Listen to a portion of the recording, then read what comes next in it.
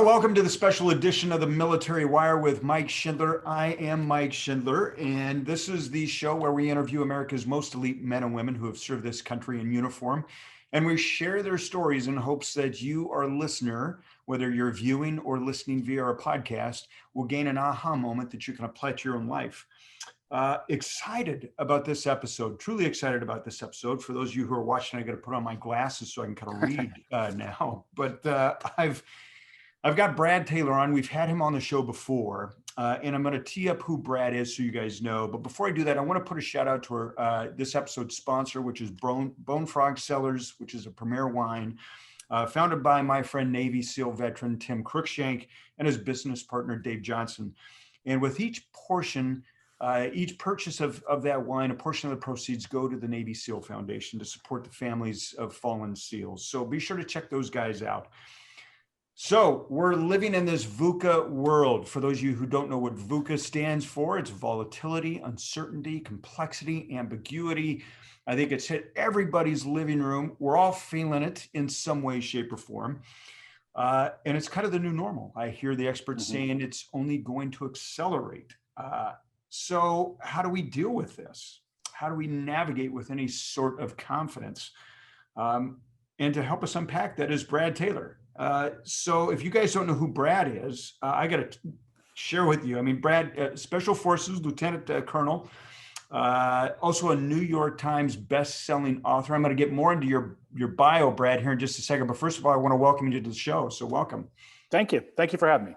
Yeah, 100%. So for those who don't know Brad, let me give you a little bit of his background. So he served honorably for 21 plus years. He's a veteran of the U.S. Army Infantry as well as Special Forces, including 8 years with the 1st Special Forces Operational Detachment, Delta, popularly known as Delta Force. For those who have been following us, we had Lieutenant General Boykin on our show as well, who I'm sure, Brad, you know. Oh, yeah. Great interview there. You retired in 2010 after serving more than 2 decades, and you were part of Operation Enduring Freedom and Operation Iraqi Freedom, as well as some classified operations around the globe. So that in and of itself is a great accomplishment, Brad. So thank you for that. But now your books have sold more than 2 million copies. How did that happen? That was no one's more surprised than me. It was just kind of a bucket list thing of mine. I always wanted to write a book, and I left a special mission unit at Fort Bragg and came down as a break from deployments. I was teaching at the Citadel here in Charleston, and I mean, it was like getting off a bullet train and low crawling. I had tons of time on my hands. And so I said, well, I think I'm going to write a book. And I did. I thought I'd sit on the bedside table. My mom would say it's great. My wife would. That'd be about it. And it sold. And so I had to make a decision on what I wanted to do. My daughter was entering high school. I just came out on the promotion list for colonel. My next assignment was 2 years unaccompanied in Southwest Asia, and a lot of competing interests that were going on. And so I decided to turn down the promotion and see if I could make writing a living. And you have. I mean, 2 million copies. That is nothing to sneeze at, my friend.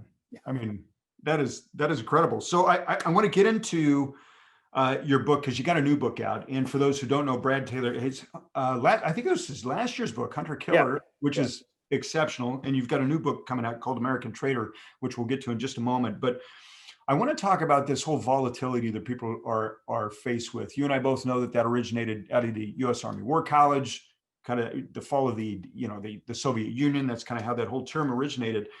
And now it's kind of running rampant everywhere. You've been part of missions that have been like in the center of VUCA. Like that's your life. I've got to believe has been VUCA. So share with our audience how they can deal with this ever-changing normal. How do you deal with it? And what can they do to deal with it?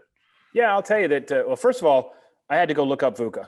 I served 22 years in the Army, and I've never heard that term. I can tell you, right? Okay. I can tell you F3EA, I can tell you A2AD, I can say OODA loop. I mean, there's a bazillion acronyms I know, but I had to go look VUCA up. Is that right? It's so funny. Okay. So, maybe the academics use it a lot, but it's not on the ground. I've never heard the term. Yeah, fair enough. But basically, it's dealing with ambiguity and uncertainty is what it is. It's, the whole package of volatility and how that works. And the easiest thing to do in my mind, and I'm not an expert on that specific phraseology, but figure out what you can control and can control that. Figure out what you cannot control and don't worry about that. There's Mm. always something you can control. When you feel like things are completely out of control, there's always something. I mean, like Admiral McRaven even says, make your bed in the morning. You can Yeah. control that. That's something you can do. You can make a systemic plan for how you're going to attack each day, and the stability actually helps eliminate the ambiguity of it. When you get the ambiguity in there, and then it's like, I'm just going to throw my hands up in the air and say, I don't know what to do. Well, you don't have to. There's a lot of things you don't know and you cannot control, especially on combat assaults, in Iraq and things like that. There's always, the enemy gets a vote. You Yeah. cannot control what he's going to do. Yeah. But there's a ton of things I can control. And the more things that I realize I can control, the more stable I become, the more relaxing it is. You realize you're not living in absolute chaos. There's certain things you can control, even if it's just making your bed in the morning. Yeah, so it's really starting simple is what I think what I hear you saying is really looking at those micro wins. What can I win at Right. day, right? Like, what's my first step? Listen, maybe it's just even changing diet for that matter. Instead of grabbing the candy bar, I'm going to drink 16 ounces of water. I mean, these Right. are like micro wins, right? The chaos, I think, and I want to explore this just a little bit more before we dive into your book, but the chaos, you've lived in that environment. And it's so funny that you say, never heard of VUCA. And in full disclosure, we did this big VUCA summit, Brad. And it was the guys out of Hollywood that called me and said, hey, we got to switch it from the war within to do this whole thing on VUCA. And just like you, I had to look it up because I was like, I don't know what that is, but apparently I've been living in it and in it. And General Boykin was great because he talked about the whole Somalia Black Hawk Down and that very VUCA moment that they were in, and really understanding how we navigate that in the small wins. So, kids in classrooms, jobs being remote, this divide that goes on politically even now, right? Because people are at home and they could be, combat warriors behind a keyboard, essentially. Right. How do we break through that chaos? Because that is chaos, right? That creates a bigger divide. So how do we bring unity to, I'm going to say, like a digital civil war in some cases, or maybe that's too deep of a question. Well, I honestly, I don't know how we would do that. I mean, one of the problems we have with conspiracy theories running amok on social media is precisely because people want some level of control. They don't want to believe this pandemic's just running around here because nature made it. There's got to be a reason it's here. This guy created it to do A, B, C, and D. And that gives them a measure of control. Now I understand what's going on. And so it's really hard to break through that because the way social media works right now, it's just a bubble. If you don't tell me what I want to hear, then I'm not going to listen. Yeah, that's so interesting. So which some of this you kind of dive into. I love the whole kind of conspiracy theory. I don't love it, but I'm just saying it makes for great fiction, right? In many ways. So I want to talk about your main character, Pike Logan. Let's get your books because your books are so good. Thank you. So Pike, dynamic, bit of a badass, right? Forward thinker. So Brad, is there any resemblance between you and Pike? I mean, where did you come up with this character of Pike Logan? He's certainly not me. There's Okay. he's an amalgamation of people I've served with. I've certainly seen people at his skill level. I mean, it was very hard to get the level of special operations I was at. Very, very hard. But even then, there's levels of talent. I kind of liken it to the PGA Tour. There's probably 1% of the planet could play on the PGA Tour. Yeah. And there's some guy who's 100th on the money list, and nobody knows his name, but he's playing on the PGA Tour. And then there's Tiger Woods.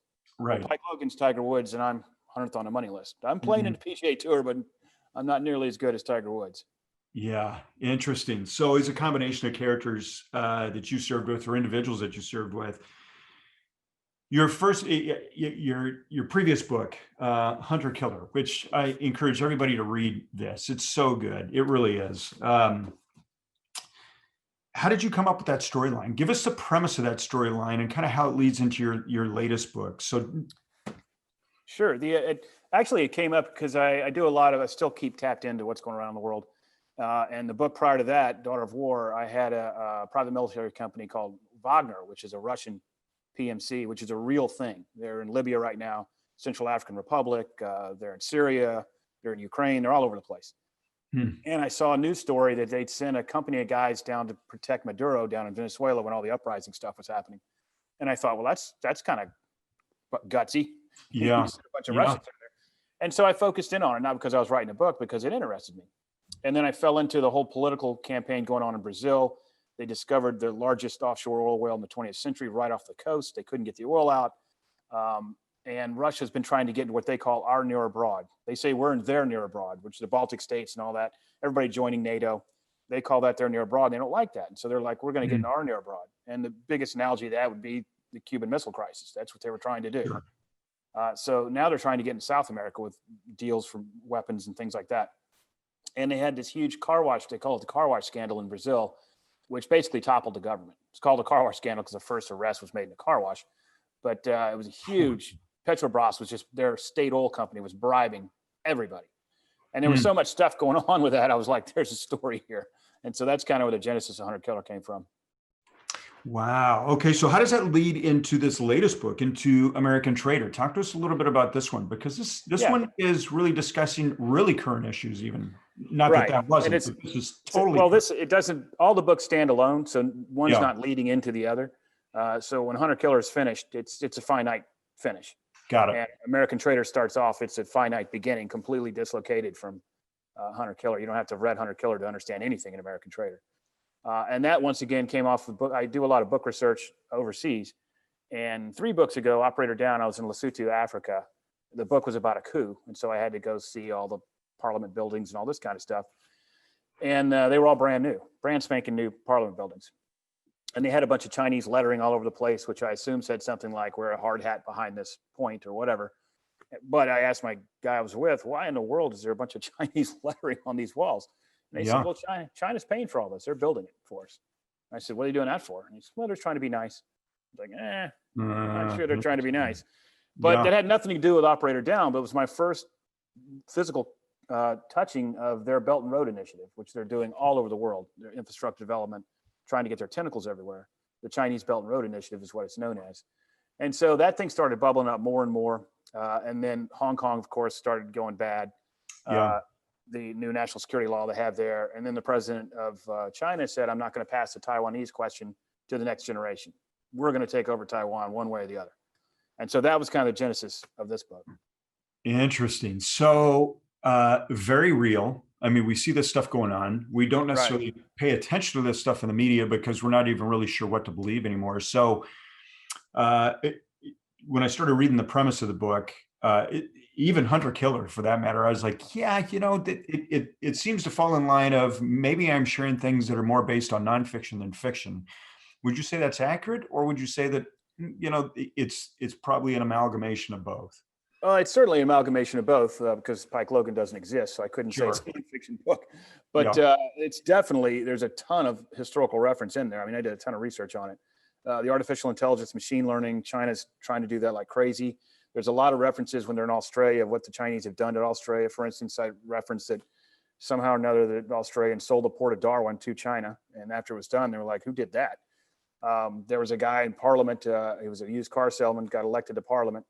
And just before he took his seat, he then admitted, hey, the MSS, the Ministry of State Security, their version of CIA, they paid me to do this. I'm in their pocket. And 2 days later, they found him dead in a hotel room. I mean, those are all true stories that are in the book. So it factors into what I was doing anyway. Yeah. So so I'm going to ask another question. How do you sleep at night knowing that this stuff is going on? And maybe people don't want to know that this stuff is going on, right? But well, it's just the world. I mean, it's been going on forever, not necessarily with China, but the world continues running around. There's been several instances in Days of Rage. I wanted a new contemporary threat. So I picked Boko Haram, and nobody had ever heard of Boko Haram. The book came out right when they kidnapped all the kids. And then once again, it was like, wow, Brad figured that out. Well, not really. They've been lopping heads off since 2009. They took the kids in 2015. So it just made the American news. But I mean, the world turns. Things happen. Yeah. Interesting. Okay. So it's a combination of fiction and nonfiction. I just want to be sure that our audience realizes that, because your book seems so very real, Brad. I appreciate it.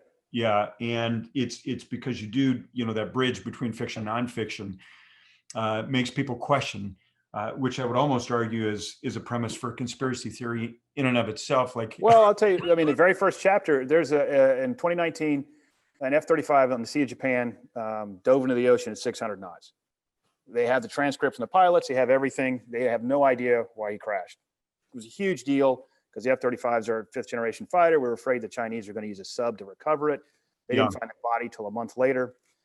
All of that is absolutely true. I mean, that happened in the real world.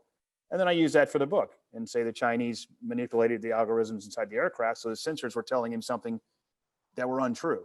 yeah, So the sensors are saying you're flying flat and stable, when in fact his aircraft at night, you can't tell the horizon on the ocean. He was flying 600 knots straight in the ocean and didn't know it. That's in the book. So the truth matters. They never figured out why the thing crashed.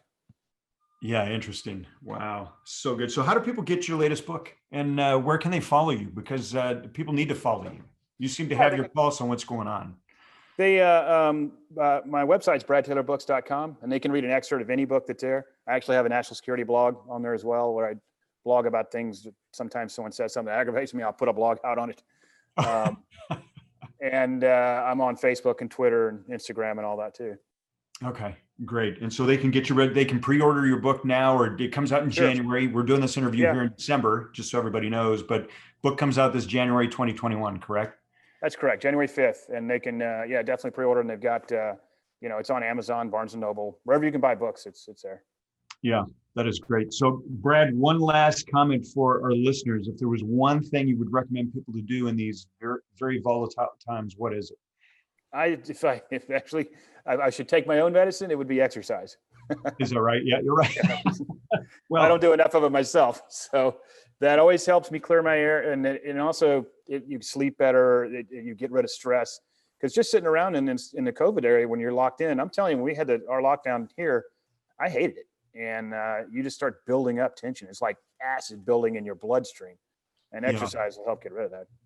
Yeah. Well, and let's be clear on what type of exercise. That exercise is actually physical exercise and not jumping to conclusions, right? So exactly. I think that's pretty important to make note to everybody. I think they're getting plenty of exercise, jumping to conclusions, but physical exercise, I think, is so key. So again, to our audience, be sure that you guys pick up Brad's latest book, American Traitor. Go back and check out his website. See the other books that he's written. I will tell you that Hunter Killer, I've had the privilege of reading that. It's so good. So I recommend that one too. Buy it. Be sure that you buy it, read it, and you might get a little clever insight into what's really going into the world when you read Brad Taylor's books. So Brad, thank you again for being on the show. Thank you. Thank you for having me. I appreciate it. Yeah, you betcha.